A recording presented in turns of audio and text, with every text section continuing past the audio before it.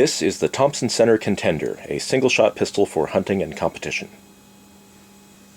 Introduced in 1967, it has remained in production ever since, though there have been many changes over the last half-century, and interchangeability is often limited. The Encore was introduced in 1983, intended for larger and more powerful cartridges. Both can also be configured with rifle, shotgun, and muzzle-loading barrels.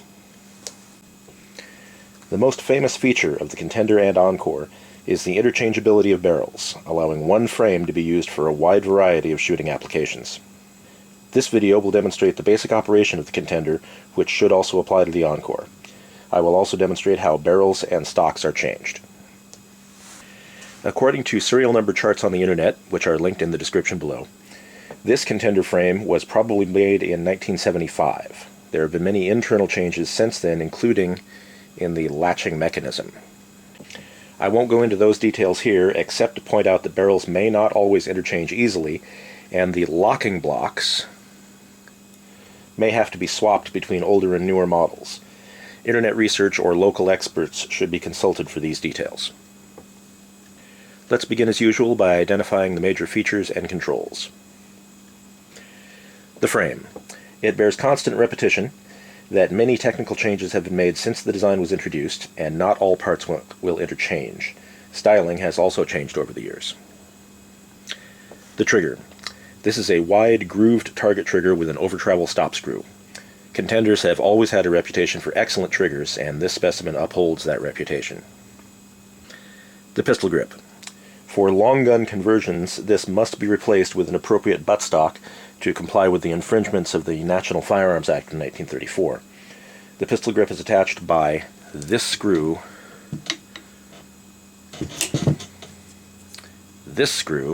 on the bottom. Many aftermarket replacements are available. The forend.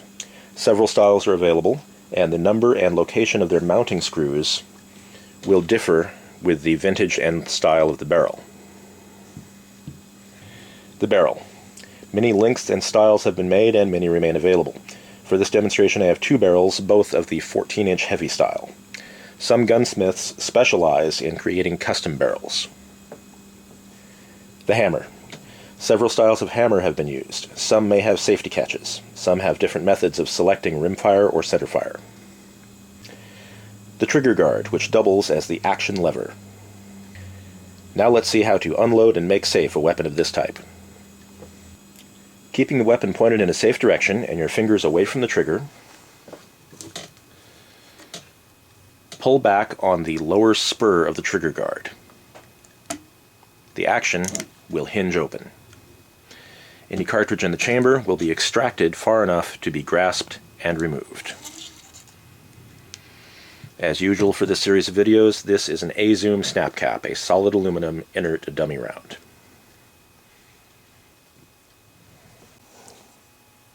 Some barrels may have ejectors. These two standard factory barrels have extractors which do not eject. For range safety, insert an empty chamber indicator. For storage, simply close the action.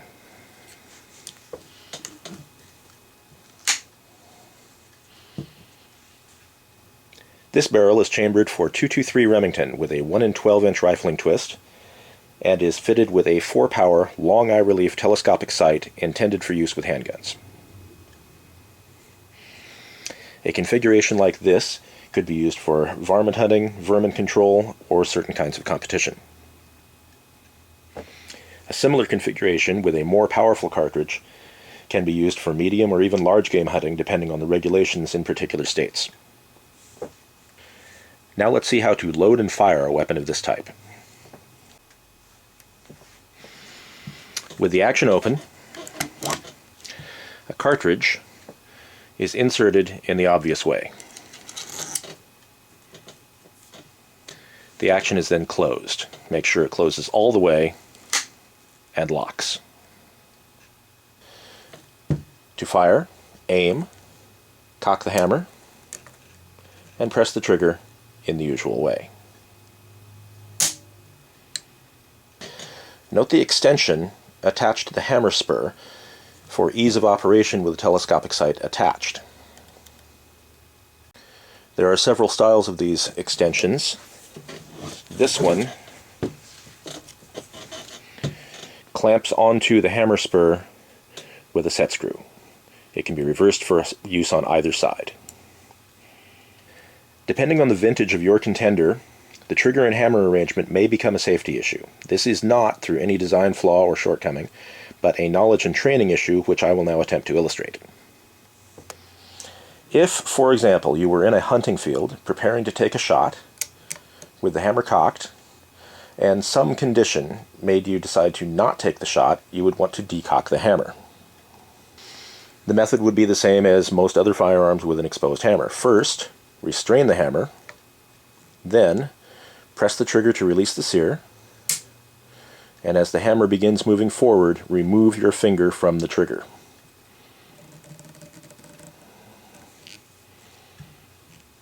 Depending on the vintage of your Contender, this may bring the firing pin into direct contact with the primer. An impact on the hammer may then fire the weapon unintentionally. Additionally, if, after carrying the weapon in this condition, you were to decide to take another shot, if you cock the hammer, it will not engage the sear and may slip from your thumb, potentially firing the weapon. On this 1975 vintage Contender, the action must be opened and closed to reset the sear. Watch the hammer move as I open the action. To reset the sear after every shot, or after every time the sear is released. Later vintages, or the Encore or Pro Hunter, have probably changed this method.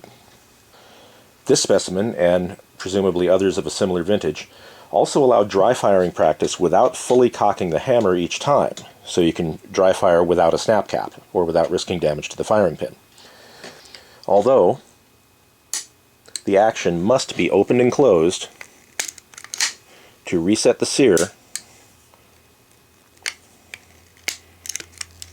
every time the sear is activated.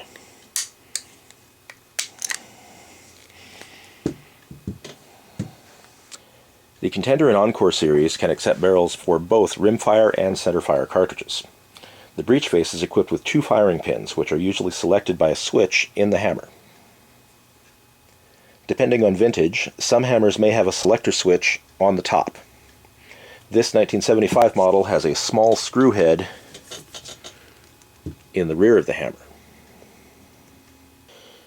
Turning this screw, or operating the switch, will rotate the hammer face to select either the centerfire or rimfire firing pin in the frame. When changing barrels, ensure your hammer is set to the correct position. To change barrels, first, after ensuring ammunition has been removed from the weapon, the forend must be removed. This is most easily done with the action closed and locked. To repeat, the number and placement of the screws will vary with the vintage and style of the barrel. You may have to hunt. Suppose you go to a gun show and get this great barrel that you want to put on your Contender frame, you may have to hunt for a matching forend. The screws may be either conventional flat or hex head. Removing the screws allows removal of the forend. Depending on vintage, the screws may be captive, or they may have O-rings for a friction fit, so they don't tend to fall out. Also, depending on style, they may be of different lengths. With the forend removed, the pivot pin is driven out. You may have to unlock the action to release pressure before that can be performed.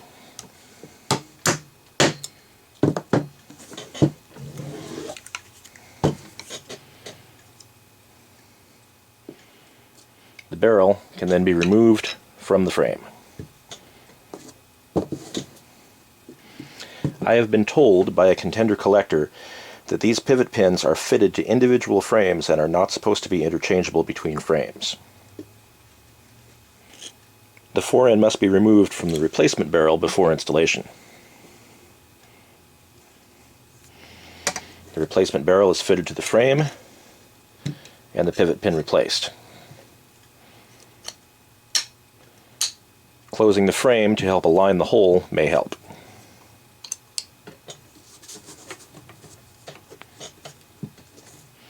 Note I'm using a non-marring brass hammer.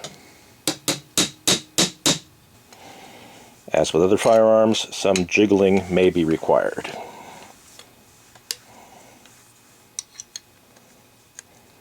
There.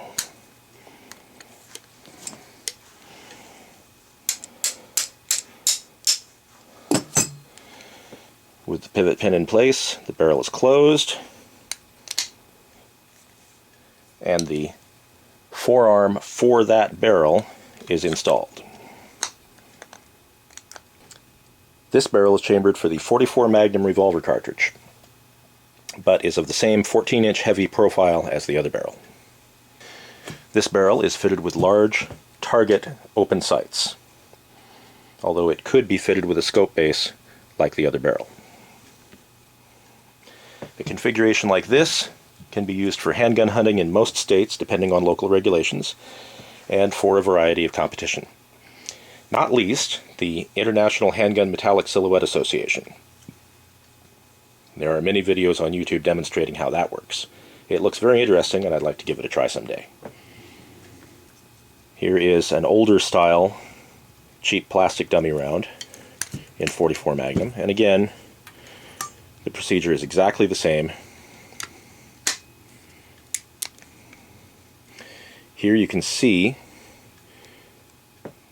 the two firing pins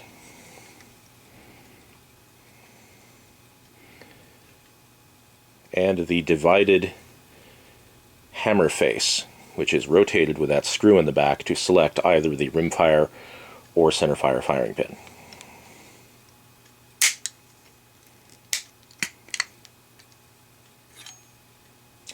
All sighting apparatus for each barrel remains with that barrel. There are no sights on the frame.